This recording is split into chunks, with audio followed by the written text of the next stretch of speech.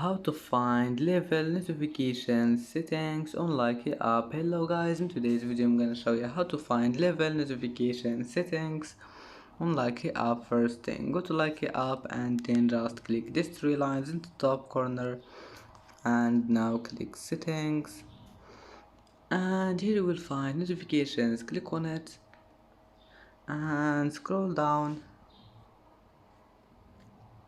Here you will find level notifications, and as you see here you can manage level notifications on Likee app, and then just go back, it will be saved.